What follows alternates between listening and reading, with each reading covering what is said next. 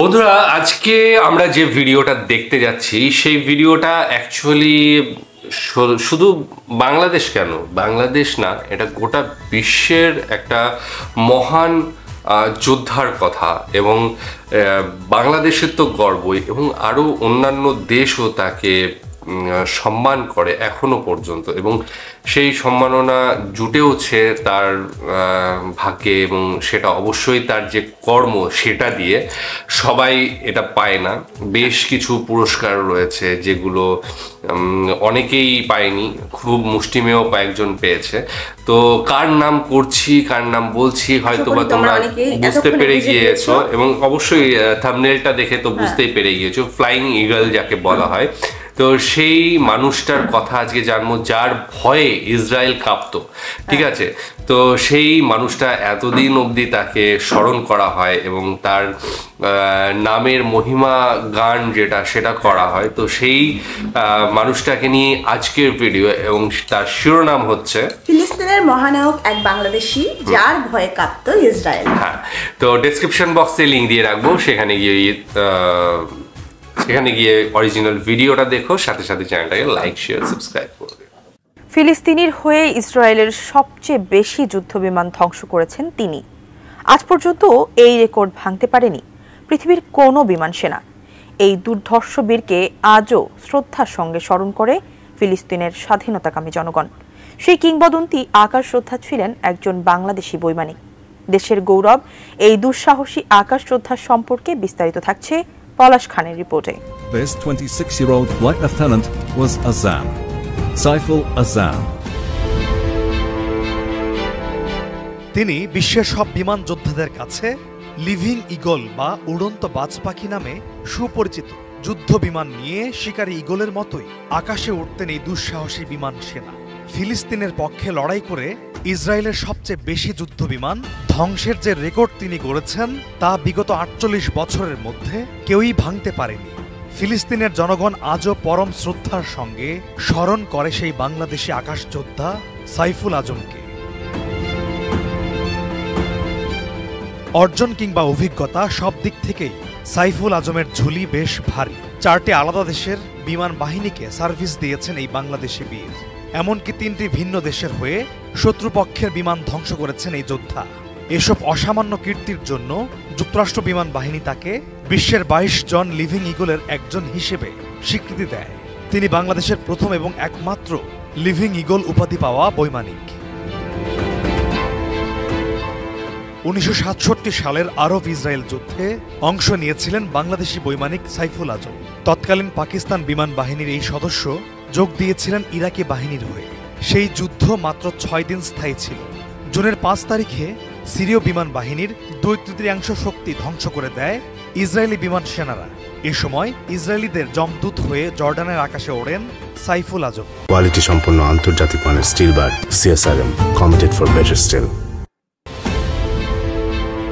অসম সাহস আর অনন্য রণনৈপুণ্য দিয়ে ফিলিস্তিনিদের মনে জায়গা করে নেন বিমান যোদ্ধা আজম। ৬৭ সালের সেই যুদ্ধে আরব বাহিনী ব্যর্থ হলেও সাইফুল আজম ছিলেন স্বমহিমায় উজ্জ্বল। এই অকুতোভয় বৈমানিকের দুঃসাহসী বীরত্বের পুরস্কার স্বরূপ সাইফুল আজমকে বিশেষ সম্মাননায় ভূষিত করে ইরাক ও জর্ডান সরকার।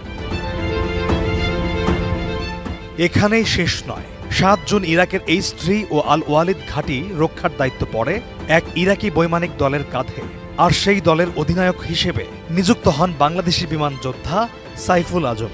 তার সেদিনের বীরত্বে ইরাকি বৈমানিক দলের কাছে চরমভাবে পরাজিত হয় ইসরায়েলি বৈমানিকরা।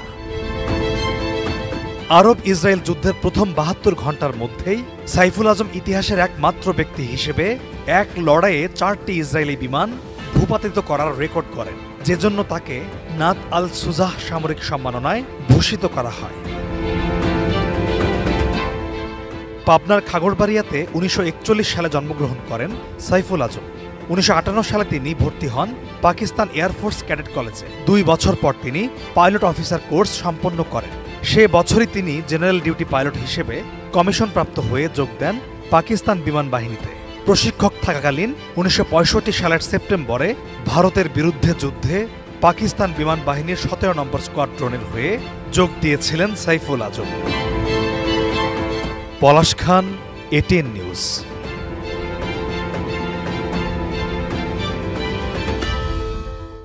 এই ভিডিওটা দেখার সময় আমার কিছুটা মনে পড়ছিল, কারণ ভিডিওটা আমি এর আগে এই ভিডিওটা দেখিনি, তবে ওনার সম্পর্কে আমি কিছুটা শুনেছিলাম, সেটা হয়তো কোনো ভিডিওতে দেখেছি অনেক দিন আগে, কিন্তু মনে নেই এই মুহূর্তে যে কোন ভিডিওটা।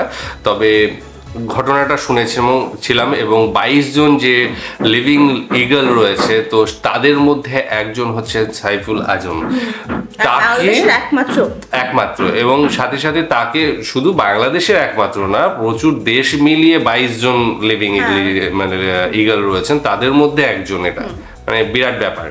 তো সেই সম্মাননা পেয়েছেন তিনি হচ্ছে আমেরিকার যে বিমান বাহিনী, তার সেখান থেকে। এটা একটা বিরাট পাওনা। অবশ্যই যে কোনো সার্ভিস সেক্টরের মধ্যে যেটা সর্বোচ্চ পাওনা হয় সেটা পেতে সবার ভালো লাগে, এবং তার যে গুরুত্ব অপরিসীম সেটা বোঝা যায়। এবং সাথে সাথে যেটা বিমান বাহিনীর ক্ষেত্রে যদি আমেরিকার বিমান বাহিনী সেটা দিয়ে থাকে, সেটার গুরুত্ব কিন্তু অনেক উপরে, এবং সেটা 22 জনের মধ্যে একজন।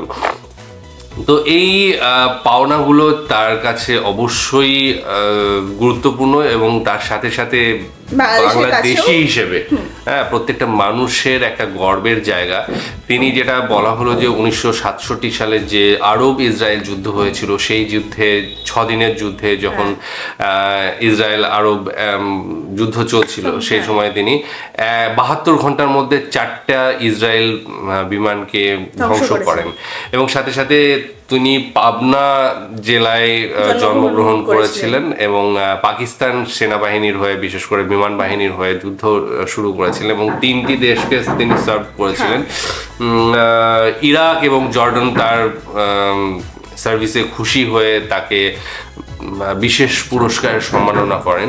তো এই ধরনের যত রয়েছে ইন্টারন্যাশনাল, শুধু ন্যাশনাল নয়, ইন্টারন্যাশনাল যে কি বলবো রেকগনিশন, সেইটা কিন্তু তিনি পেয়েছেন, এবং যার ফলেই কিন্তু আজ এত তার নাম প্রত্যেকটা, আমার মনে হয় যে প্রত্যেকটা দেশের বিমান বাহিনীতে এই নামগুলো অবশ্যই জলজল করে। যে 22 জন লিভিং ইগল রয়েছেন তাদের প্রত্যেকে চেনে। কারণ যখন আমার মনে হয় যে বিমান বাহিনীর যখন কোনো প্রশিক্ষণ হয়, তখন অবশ্যই ইতিহাস পড়তে হয় কিছুটা। অবশ্যই সব কিছুরই ইতিহাস, বিজ্ঞান, ম্যাথস সব কিছুই রয়েছে। তো এইখানে যখন বিমান বাহিনীর প্রশিক্ষণ বা বিমান চালানোর প্রশিক্ষণ হয়, তখন নিশ্চয়ই তাদের নাম, যেহেতু 22 জনই রয়েছেন, ইতিহাসে রয়েছে, তো সেই 22 জনকে অবশ্যই প্রত্যেকে চেনে। ঠিক আছে, প্রত্যেকের নাম শুনেছে যারা প্রশিক্ষণটা নিচ্ছে। এমনকি বাংলাদেশের যারা এখন এই মুহূর্তে ইয়াং জেনারেশন যারা বিমান বাহিনীর প্রশিক্ষণ নিচ্ছে, তারাও নিশ্চয়ই আইডল বলেই মনে করে। একদম। আমরা যদি এমন ভাবে দেখি জিনিসটাকে, বিশ্বের সবচেয়ে বড় বড় যে সমস্ত একদম পুরনো সময় থেকে, মানে ব্রিটিশ রাজের বা তার আগে থেকে আমি যদি বলি, যখন পাশ্চাত্যের আধুনিকীকরণ শুরু হয়, তো তখন থেকে যদি বলি যে 20 জন মানে 20 জন বিখ্যাত সায়েন্টিস্টের নাম যদি বলতে বলা হয়, তাহলে মোটামুটি 7-8 জনকে তো অবশ্যই বেছে নেবে প্রত্যেকেই। কারণ তাদের মধ্যে আইজ্যাক নিউটন, আইনস্টাইন, এরা প্রত্যেকে রয়েছে, পিয়ের কুরি, মাদাম কুরি, এরা প্রত্যেকে রয়েছে। কারণ আমরা জানি তারা বিজ্ঞানে কিছু করে গিয়েছে, যার জন্যই তাদের নামটা বিজ্ঞানের মঞ্চে জলজল করছে। কিন্তু তার সাথে সাথে যেহেতু আমরা পড়ুয়া, যেহেতু আমরা শিখছি, সেই জন্য আমাদেরও পড়ানো হচ্ছে।